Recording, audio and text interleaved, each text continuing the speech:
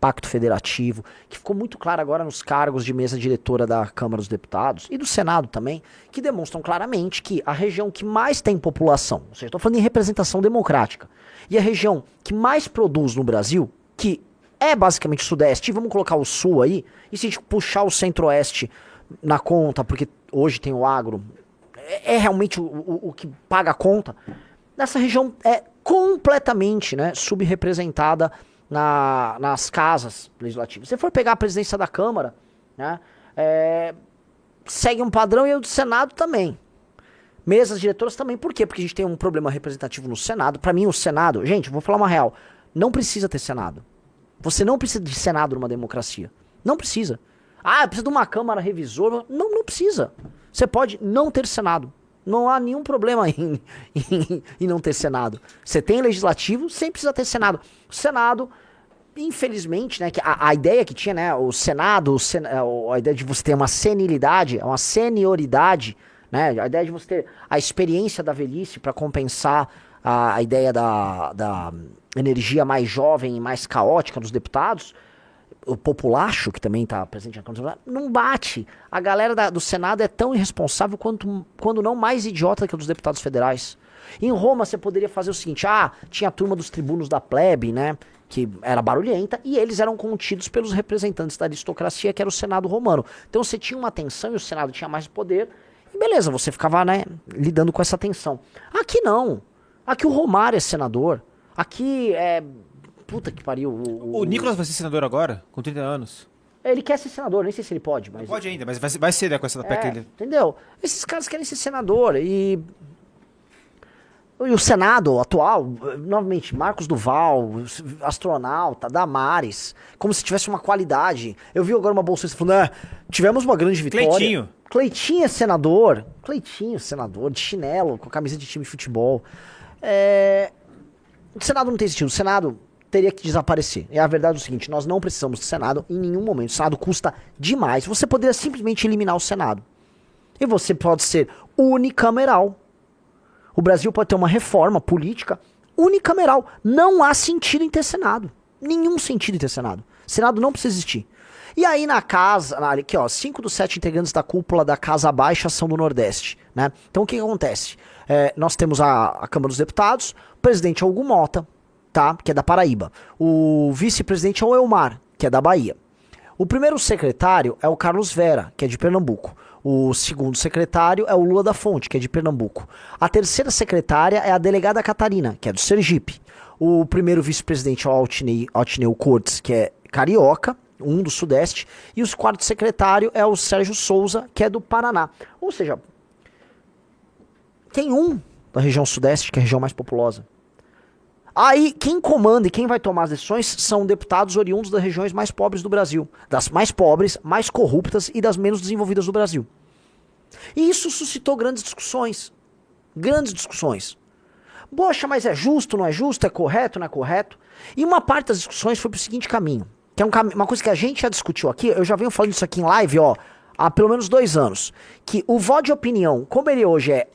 isso aqui é do Senado, né? Cúpulas da Casa Alta não tem representantes do Sul-Sudeste. Então, assim, no Senado, todo mundo é das regiões, é uma das regiões mais pobres do Brasil. Então, o presidente é do Amapá, aquilo pra mim é um não estado. O Amapá é um bairro em São Paulo, então o Amapá tem a presidência do Senado com o Alcolumbre. Tá? O primeiro vice-presidente é o Eduardo Gomes do Tocantins, corrupto até a última célula do corpo dele. O segundo vice-presidente, Humberto Costa, do PT Pernambuco. Depois, terceiro vice-presidente, depois primeiro secretário, desculpa, a Daniela, da Paraíba. Paraíba é super bem representada. Aí temos a Ana Paula Lobato, do Maranhão, o Laércio Oliveira, do Sergipe, e o Confúcio Moura, de Roraima. Então o que nós temos, galera? Basicamente, assim, se você somar a economia de todos esses lugares, e eu não tô brincando, tá? Se somar a economia de todos esses estados, não dá a economia, por exemplo, do interior do estado de São Paulo. Eu acho que com tranquilidade dá pra falar que se somar a economia de todos esses estados, não dá a economia da cidade de São Paulo. São os lugares mais pobres e mais arcaicos do Brasil. Tem gente de Alagoas, que que é o lugar mais que tem analfabetismo. Não tem Alagoas. Não. Mas assim, nós temos Sergipe, nós temos Paraíba, nós temos Maranhão, nós temos Tocantins, super violento, e nós temos Amapá e Rondônia. Ou seja, faz sentido. Os estados desses caras não pagam a conta. Os estados desses caras não pagam a conta do Brasil. Esses estados são os menos desenvolvidos. Estados paupérrimos, sem saneamento básico, com índice de IDH baixíssimo, nível IDH lá embaixo, violência lá no alto, corrupção. E esses caras têm como prêmio o comando da Câmara dos Deputados e do Senado. Faz sentido você, que é de um estado do sul, sudeste, bancar isso? Não faz. Eu vou falar aqui pra vocês, não faz sentido. Não faz nenhum sentido. Porque você produz e trabalha, aí você não decide como as coisas são, você é obrigado a arcar com o custo social de todo o resto. E o custo político de administrar os caras. Então, assim, é um caso raríssimo. Eu tô falando sério, é um caso raríssimo em que eles não são maioria, eles são minoria em termos populacionais. Eles são uma minoria em termos econômicos. Mas eles são maioria em termos políticos. O caso brasileiro é um caso sui generis, em que quem é mais pobre e menos populoso, porque existe aquela coisa, uma região populosa e pobre domina uma região menos populosa, mas economicamente mais pujante. Isso acontece. A gente pode dar o exemplo da Espanha, por exemplo. Né? A região da Catalunha é uma região economicamente pujante, sempre foi bem desenvolvida, e ela se sente oprimida ali pelo pacto tocado por Madrid. Você tem uma tensão ali. Né? A própria turma lá da região o País Basco também tem isso, é um lugar bem desenvolvido e tal. Agora, aqui não. Os lugares mais populosos e desenvolvidos, eles são subjugados. Eles não podem decidir o que vai ser feito com o dinheiro que eles arrecadam. O Rai Silva falando assim, parece que só quem trabalha no sul e sudeste, não, no Brasil é o pessoal do sul. Não é que só quem trabalha, eu tô falando quem gera o dinheiro, cara. A não ser que você quer lidar com coitadismo e não com dados, cara. Eu tenho que lidar com dados. Eu tenho que falar com dados. E o que eu tô falando é o seguinte, os estados do norte e nordeste do Brasil são os piores números que nós temos, pô. Não tô falando que as pessoas são ruins. Eu tô falando que um processo histórico levou a isso, e esse processo, em vez de ser alterado, porque os lugares mais desenvolvidos deveriam, vamos dizer, exportar sua cultura para esses outros lugares, de modo a transformar, o que acontece é o contrário. As posições de comando estão com quem administra pior. Aí que você quer que eu fale o quê? Não, veja só, tem outro... Não tem, pô. E quando eu falo quem trabalha mais, quem é mais produtivo, quem gera mais receita, estou falando algo meio óbvio, cara. Basta pegar dados de quem tá mais no Bolsa Família ou quem tá mais com carteira de trabalho assinada. Vamos falar de dados de produtividade, ou seja, geração de recurso por hora trabalhada. Eu tô falando disso, pô. Não vou ficar com coitadismo. Porque também, toda vez vai falar dessas porra, aí fica no coitadismo, aí o que acontece? Né? Tamo com o Senado dominado por um cara do Amapá, um corrupto do Amapá. E você, não, mas veja só, do jeito que você fala, você é um chororô. Esse cara, você é um chororento.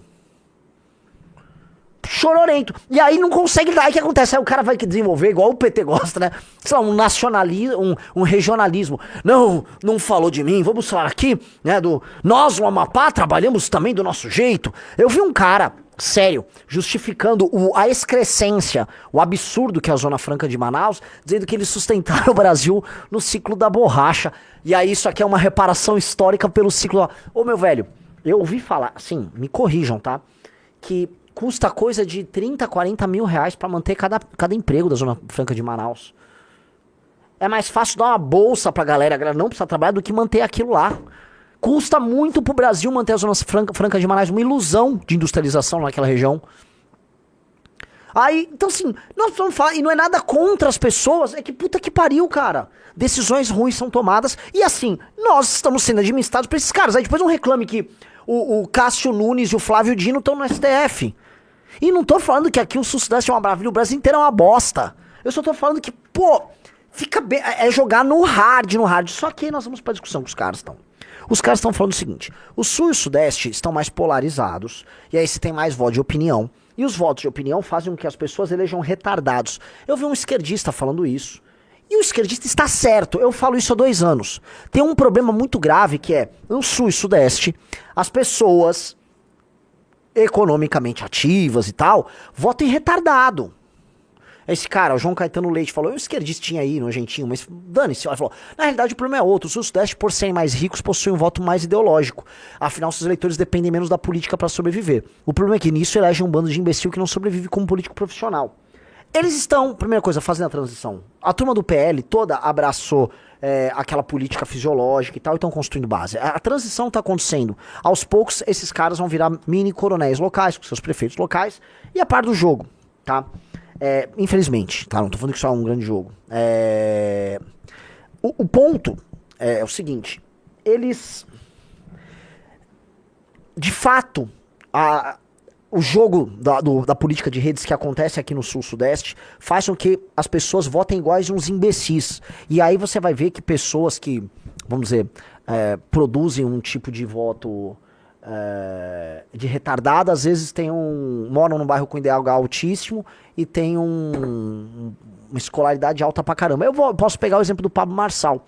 Pablo Marçal foi muito bem votado em bairros que tem IDH alto em São Paulo.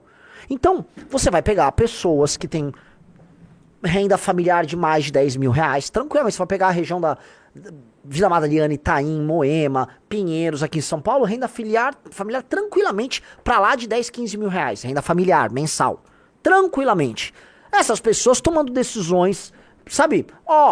Me parece sensato votar aqui no Pablo Marçal. E as pessoas votaram no Pablo Marçal pra prefeito.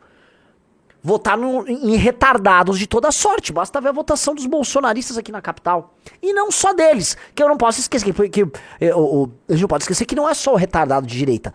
Tem um retardado de esquerda, certo? A solista mais votada aqui na capital foi uma modelo, talvez, né? Um anjo candidata da Erika Hilton. A Erika lançou a modelo dela. Eu sempre confundo anjo com modelo. Mesmo que são todas lindas. Acho que por causa das Angels da Victoria's Secret, né? São modelos e anjos, Obrigada, presidente. Então, assim, é a Índia do não sei o que.